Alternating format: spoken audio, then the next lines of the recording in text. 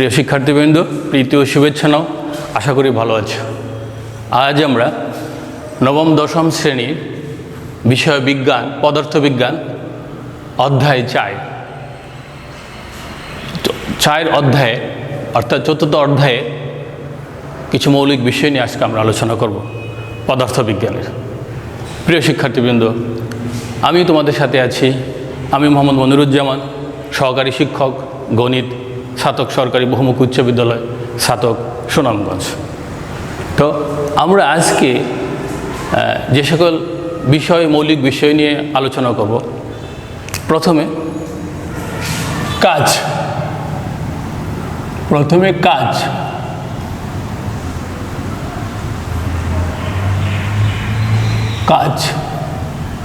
বা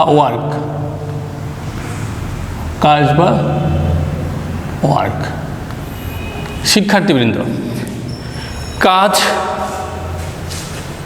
শব্দের সাথে আমরা ভালোভাবে পরিচিত আছি। স্বাভাবিকভাবে দৈনন্দিন জীবনে আমরা কিন্তু কোনো কিছু করাকে কাজ বলি, কিন্তু পদার্থবিজ্ঞানে তা নয়। অর্থাৎ পদার্থবিজ্ঞানে কাজ বলতে কোনো কিছু করাকে বোঝায় না। যেমন ধরো, তোমাদের বিদ্যালয়ে দারোয়ান সেই সকাল 10টা থেকে একটি কার্ডের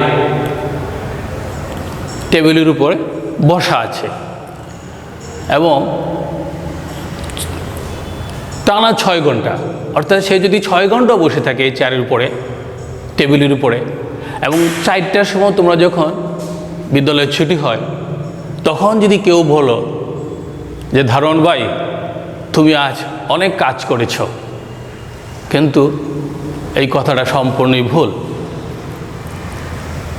আর যদি কেউ পদার্থবিজ্ঞানে কাজ কারে বলে জানার পর তাকে বলো যে 6 ঘন্টা তুমি একটানা বসে রয়েছ কিন্তু তুমি কোনো কাজই করনি, তাহলে সে তোমাকে আরও অনেক কথা বলে ফেলবে। সে বলবে, তাহলে অফিসের বড় বড় সাহেবরা যে সারাক্ষণ চেয়ারে বসে কাজ করে, তাহলে কি তাদের এটা কাজ নয়? তো শিক্ষার্থী বন্ধুরা, এটা যে কাজ নয় তা আমরা চলো একটা চিত্রের মাধ্যমে ব্যাপারটা বুঝে নিই। যেমন ধরো, একটি বস্তু, এম বড় একটি বস্তু এ বিন্দুতে অবস্থান করছে। এখন একে যদি বল প্রয়োগ করা হয়, এফ মানের একটি বল প্রয়োগ করো, তাহলে দেখো সে এ বিন্দু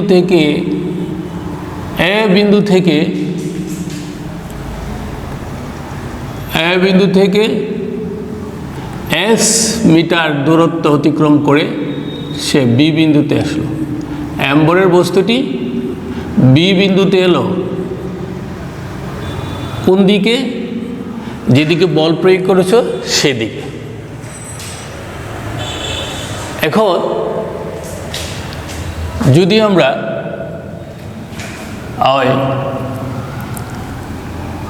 কি করি, বস্তুর উপর এফ বল প্রয়োগের ফলে দেখো এফ বল প্রয়োগের ফলে বলের দিকে, অর্থাৎ যেদিকে বল প্রয়োগ করছে সেদিকে, বলের দিকে এই বস্তুর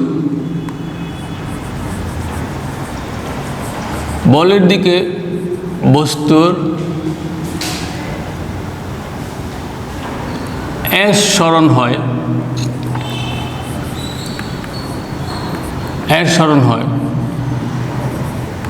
লক্ষ্য করো প্রিয় শিক্ষার্থী বন্ধুরা, এই মুহূর্তে যারা আমার সাথে যুক্ত হয়েছ, তোমরা খুব তাড়াতাড়ি শেয়ার করে ক্লাসটিকে সবার মধ্যে ছড়িয়ে দাও, যাতে সবাই এই ক্লাসটি দেখে উপকৃত হতে পারে। লক্ষ্য করো, আমরা কাজ কি তা বুঝতে বা জানতে চাইতেছি, কাজটা কি। তো দেখো, একটা বস্তু এ বিন্দুতে আছে, এম বড় একটি বস্তু এ বিন্দুতে আছে।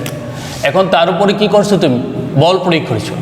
বল প্রয়োগ করার পরে বস্তুটি এ বিন্দু থেকে এস দূরত্ব করে যেদিকে বল প্রয়োগ সেদিকে বি বিন্দুতে এলো। তাহলে বস্তুটা কাজ যদি বল প্রয়োগের ফলে বলের দিকে বস্তুর সরণ এচ হয় এবং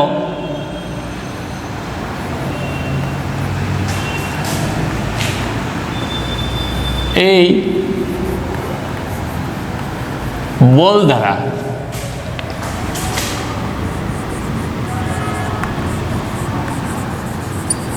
কৃত কাজ ডাব্লিউ হয়, তাহলে ডাব্লিউ সমান এফ ইন্টু এস, অর্থাৎ বল ইন্টু সরণ। তাহলে কাজ ডাব্লিউ সমান এফ ইন্টু এস। দেখো, আরেকটি চিত্র যদি আমি এখানে দিই, ধরো একটি বস্তু এম বিন্দুতে আছে, এটা যদি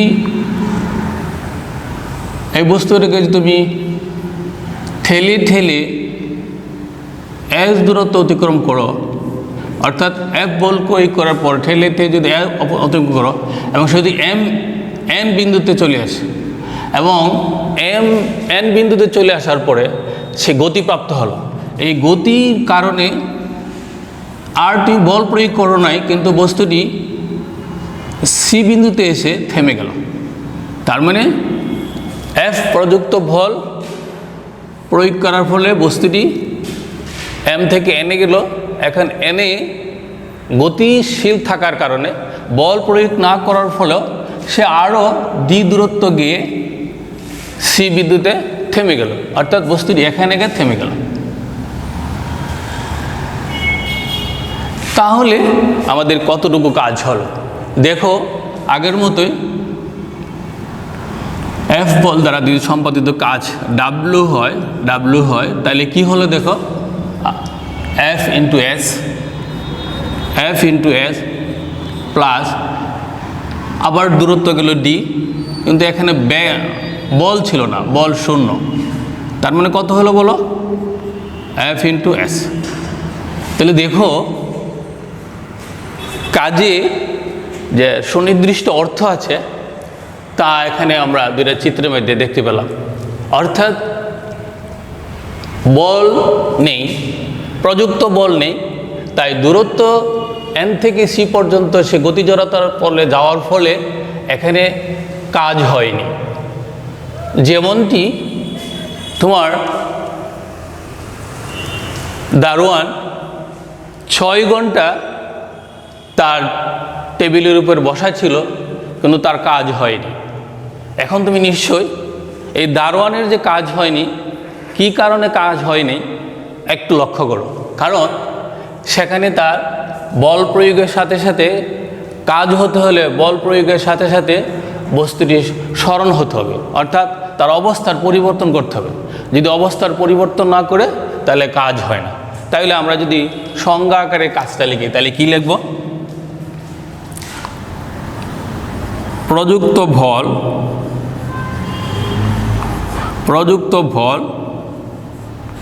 এবং বলের দিকে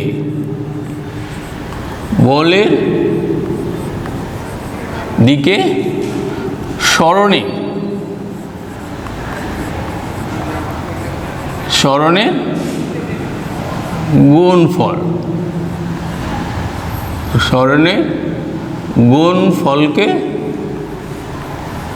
কি বলে বলো? প্রযুক্ত ভল এবং বলের দিকে বস্তুর উপর এই যে বস্তুটা ছিল, বস্তুর উপর প্রযুক্ত ভল এবং বলের দিকে প্রিয় শিক্ষার্থীবৃন্দ, দেখো এই বস্তুর উপর প্রযুক্ত বল এবং যেদিকে বল প্রয়োগ করছে বলের দিকে সরণ এস, বলের দিকে সরণের গুণফলকে কি বলে বলো? কাজ বলে, কাজ বলে, কাজ বলে।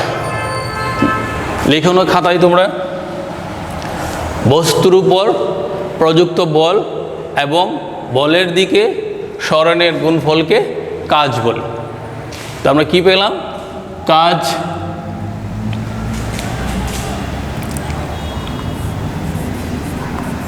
কাজ সমান বল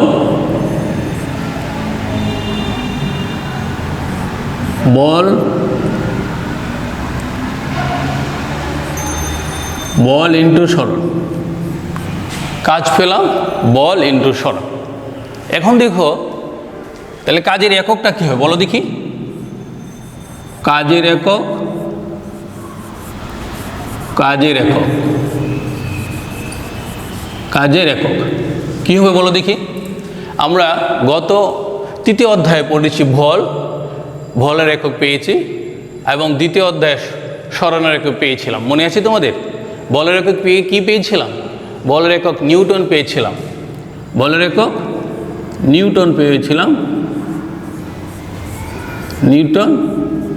আর সরণের একক মিটার পেয়েছিলাম, নিউটন মিটার, বা এটাকে আমরা বলতে পারি জুল।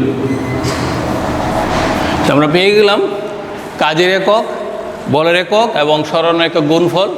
বলের একক নিউটন, সরণের একক মিটার, সুতরাং কাজের একক নিউটন মিটার বা জুল। তো চলো আমরা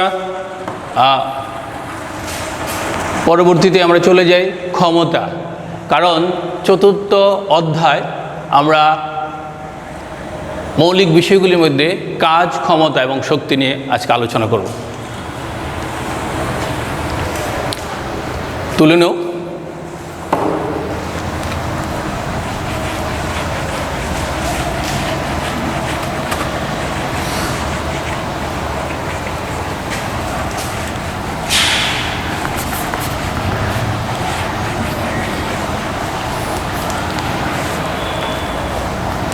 ক্ষমতা, দেখো ক্ষমতা, ক্ষমতা বা পাওয়ার, ক্ষমতা বা পাওয়ার।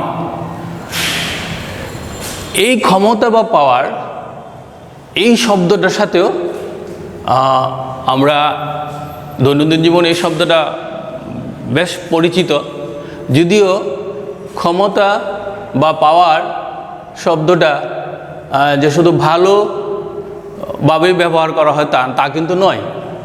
তো চলো এই ক্ষমতার একটা সুনির্দিষ্ট অর্থ আছে পদার্থবিজ্ঞানের, ক্ষমতার সুনির্দিষ্ট একটা অর্থ আছে। তো চলো আমরা ব্যবহারিক জীবনে যে আমরা ক্ষমতা বলি আর পদার্থবিজ্ঞানের ভাষায় ক্ষমতার মধ্যে কী পার্থক্য আছে তা আমরা চলো আবারও একটা চিত্র দিই এবং চিত্রের মাধ্যমে বুঝতে চেষ্টা করি। দেখো একটা বস্তু যদি এরকম হয়, একটা বস্তু এরকম হয়, এখন তার উপরে আবার বল প্রয়োগ করো, করার পর সেই বস্তুটা এখান থেকে এখানে চলে আসলো, আসলে এখানে চলে আসলো, ছিল সে পি বিন্দু থেকে কিউ বিন্দুতে চলে আসলো। এখন আসতে বস্তুটির সরণ হলো, অর্থাৎ অবস্থার পরিবর্তন করলো পি থেকে কিউ এস, আর এই সরণ বা এই দূরত্ব যেতে তার সময় লাগলো টি। আর তাহলে দেখো বস্তুটি এই বলের জন্য আমরা কৃত কাজ কত পাই? এই বলের জন্য কাজ পাই বল ইন্টু সরণ,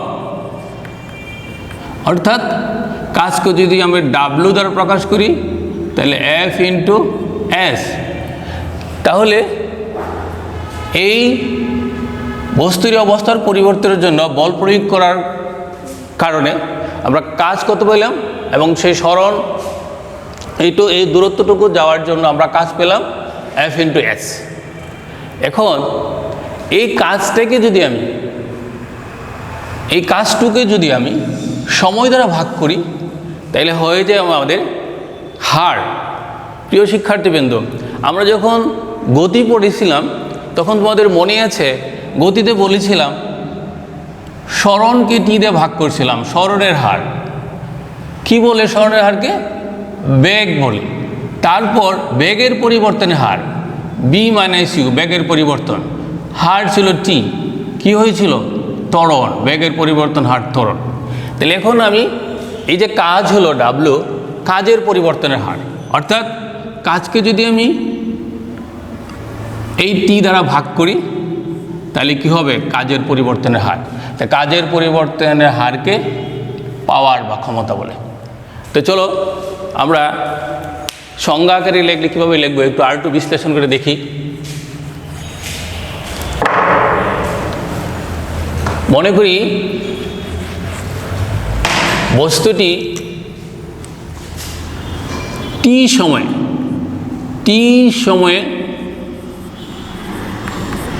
সময়ে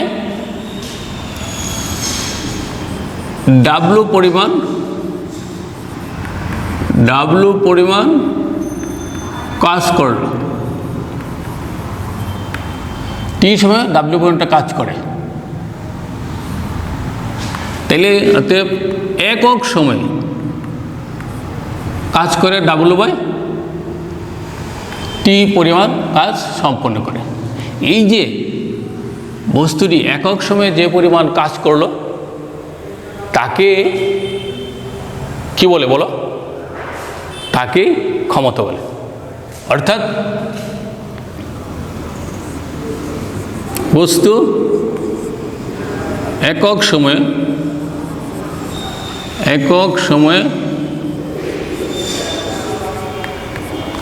বস্তুর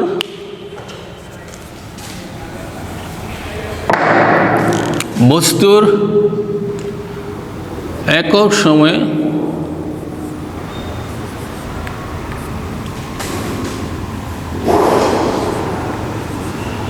যে পরিমাণ কাজ করে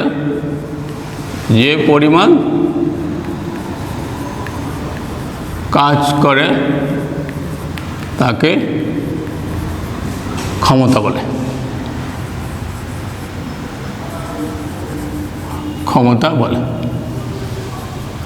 অথবা তুমি এটাই বলতে পারো যে কাজ করার হারকে, যেহেতু কাজকে সময় দ্বারা ভাগ করলে হার হয়, তাহলে কাজ করার হারকেও কি ক্ষমতা বলে। অন্যভাবে বলে কি বলবো? কাজ করার হারকে, এখানে দেখো কাজ সময় দ্বারা ভাগ করে হার, কাজ করার হারকে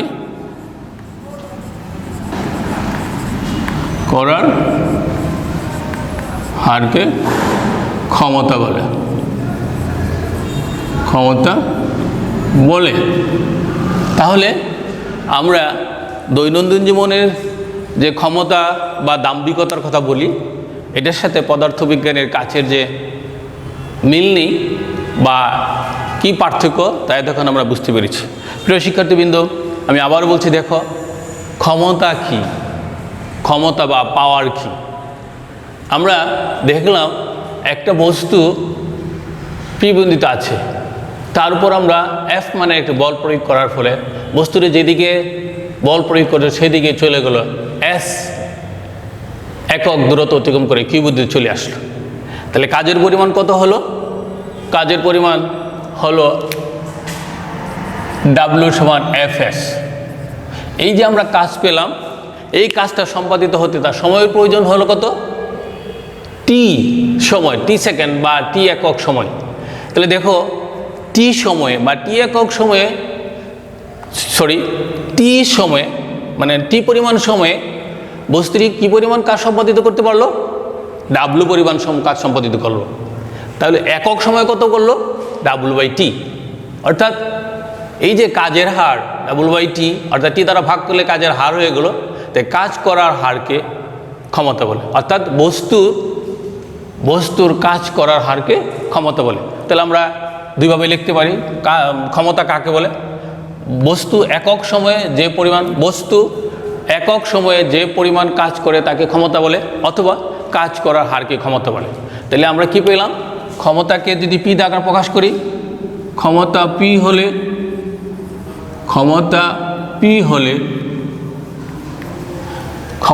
হলে এখানে পি বিন্দুর অবস্থান বোঝাচ্ছি, আর এখানে পি দ্বারা ক্ষমতা বোঝাচ্ছি। পি হলে পি সমান W/T। লক্ষ্য করো, তাহলে ক্ষমতার এককটা কি হবে? কাজের একক আমরা কি পেয়েছিলাম? কাজের একক কি পেয়েছে বলো? কাজের একক পেয়েছে মিটার পার সেকেন্ড বা জুল, আর ক্ষমতার একক হবে জুল পার সেকেন্ড। কাজের একক জুল, আর সময়ের একক সেকেন্ড, জুল পার সেকেন্ড বা ওয়াট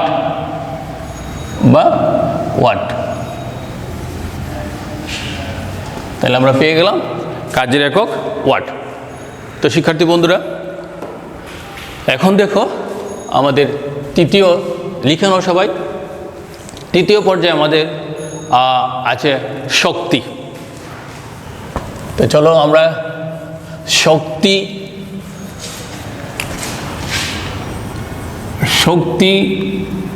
কি বা এনার্জি কি, এনার্জি।